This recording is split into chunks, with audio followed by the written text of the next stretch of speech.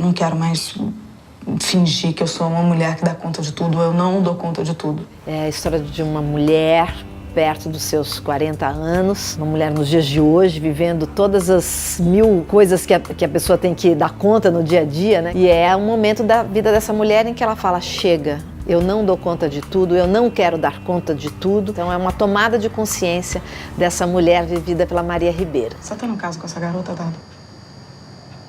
O que você está falando? A questão da Rosa e do Dado, né, a minha personagem, a personagem do Paulinho Vilhena, ela tá com ele há 15 anos, ela topou que fosse assim durante esse tempo. Agora ela tá querendo mudar. Não tem instinto, eu não acredito nisso, de instinto materno, instinto paterno. O homem tem uma natureza de trair mais. A gente aprendeu que era assim, a gente reproduz, né? Meu pai era assim, meu avô era assim, e vai por aí. Isso é hereditário, é DNA, é herança.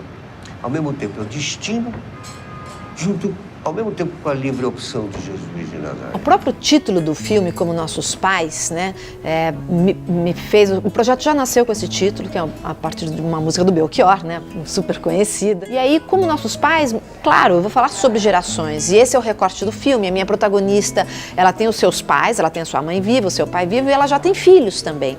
Então ela está nesse momento sanduíche da vida. Só que a gente está muito acostumado a falar do atrito entre gerações quando a gente fala com os gêneros cruzados. Né? Mas a gente nunca fala sobre a relação entre as mulheres, entre mãe e filha. Esse é um tema engraçado, acho que até pela opressão de gênero, as mulheres nunca falaram muito sobre elas mesmas e nem da maneira como nós mulheres nos relacionamos entre nós, né?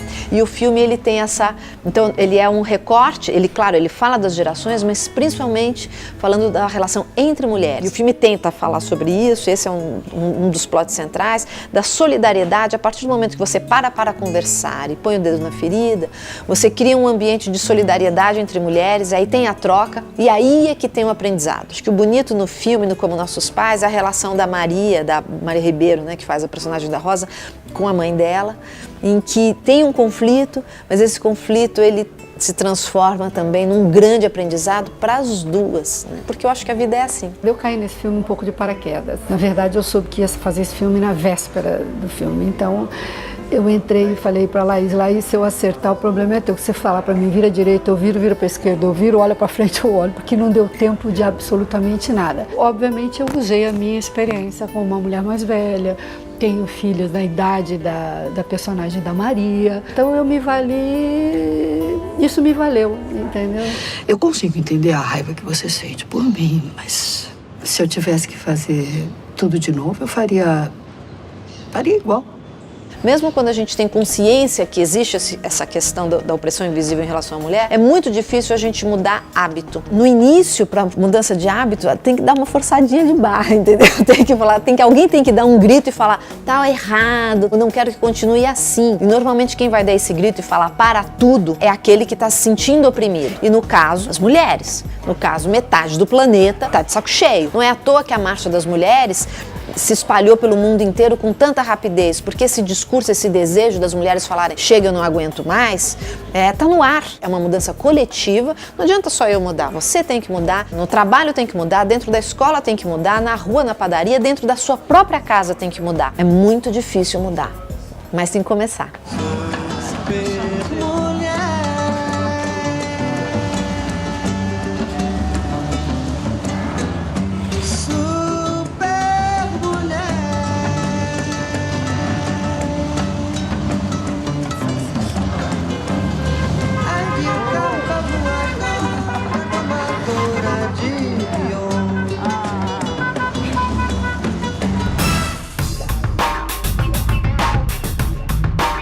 Estábamos las dos acostadas al sol, sobre el pasto, sin hacer ni decir nada.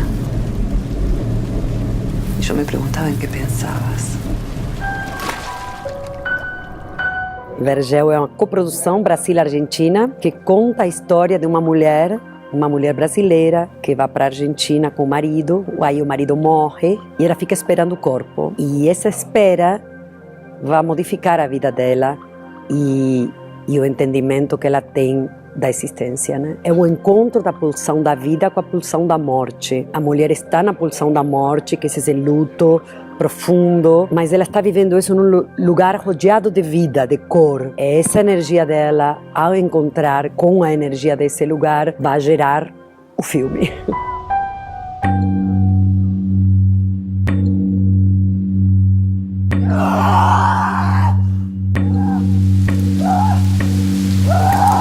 Vergel não é um filme psicológico, não é um filme racional, é um filme sensorial, é um filme que convida o espectador a se submerger nesse estado. Vergel acontece num apartamento que tem um terraço cheio de plantas e essas plantas simbolizam a vida é a natureza e a natureza é a essência de tudo, é como as coisas são.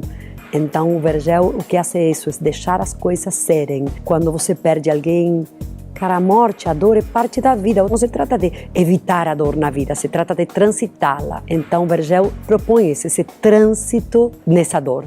Simplesmente te dejabas.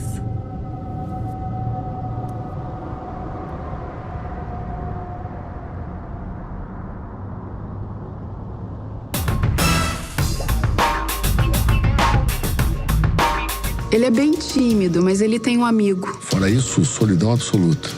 Meio retraído. O Bio é um filme sui generis, assim, um filme diferente de tudo que eu fiz até hoje. Então, o filme é um falso documentário no estilo Talking Heads, né? Pessoas falando sobre uma pessoa muito especial, né? Que nasce em 1959 e morre em 2070. Então tem aí 111 anos de trajetória de um cara que conviveu com muita gente. A gente pega desde os pais até a sua última esposa. Ele teve 4 diferentes. Viveu muito esse cara. Então é um filme que vai exigir do espectador uma coisa diferente, que é a capacidade de imaginar, porque esse personagem nunca aparece. Ele vive através das palavras das outras pessoas. Ele era um cientista de renome. Ele era muito bom em matemática. Ele era o melhor pai do mundo. Achava ele simpático. Ele é o menino mais bonito que eu já vi na vida. Um aluno bom. Ele sempre falava a verdade. Rapaz educado. Esse formato permitiu que a gente ficasse no estúdio o tempo todo. O diretor de arte, que é o Bernardo Zorteia, teve que fazer milagres ali para criar muitos cenários diferentes, né? E o fato da gente ficar no estúdio permitiu que a gente filmasse só em 23 dias e permitiu também que a gente trabalhasse com esse elenco imenso, né? Que são 39, mais um bebê, 39 e meio, de uma maneira muito intensa. Eu sempre achei que ele era meio louco. Ficava horas sozinho com os bugio. Sempre muito sério, só lá fazendo anotações na planilha. O livro do professor sobre a linguagem dos bugios teve repercussão internacional. Eu sou um ficcionista, né? Eu sempre trabalhei com ficção, mas o documentário é um gênero maravilhoso. Então foi uma maneira, eu acho, de combinar essa minha capacidade ficcional, né? De criar personagens, de criar histórias, com a estética documental. Ele se separou, veio morar comigo. Eu nunca tinha visto ele tão brabo assim. Ele só piorou quando a esposa embarcou para Encélado com a criança.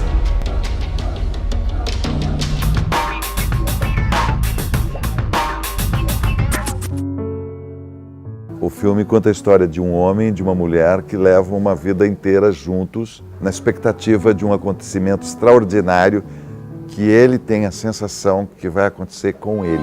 Você sabe alguma coisa que eu não sei? Você sabe o que está para acontecer. Sabe e não quer que eu descubra. Esse exercício de egoísmo, não é? E de falta de noção dele é que permeia a história. Nesse filme tem um pouquinho de história de terror, assim. Parece que ele está possuído por alguma coisa. Queria dizer também que todos nós temos um pouco dentro de nós esse sentimento. A gente que tem que trabalhar, de tentar aproveitar mais o presente e não ficar projetando para o futuro. Foi a Eliane que me mostrou essa peça, essa novela, que é um pouco mais que um conto, mas menor do que um romance, e disse que gostaria de fazê-la no teatro. E foi engraçado. Nós descemos para Angra para fazer a peça e fomos passando o texto.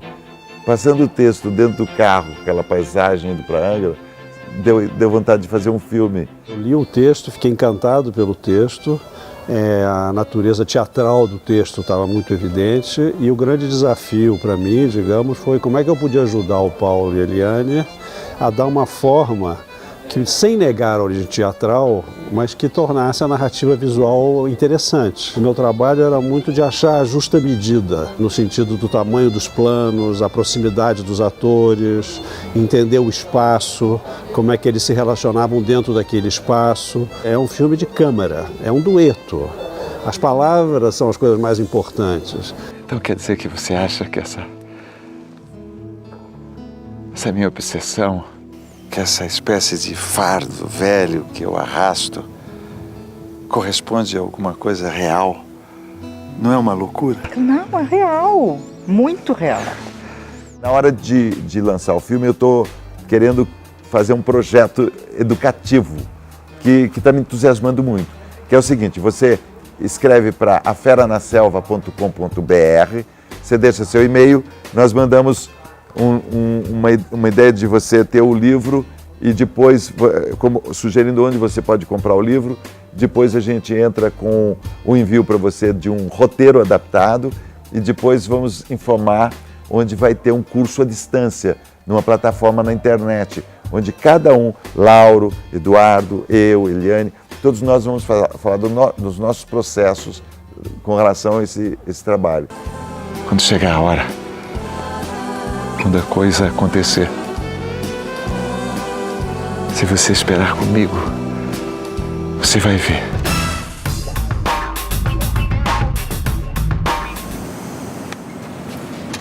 Rosália, você acompanhou esse processo, essas reuniões que a gente estava tendo, esse pessoal que veio aqui visitar? Isso era um processo de fusão.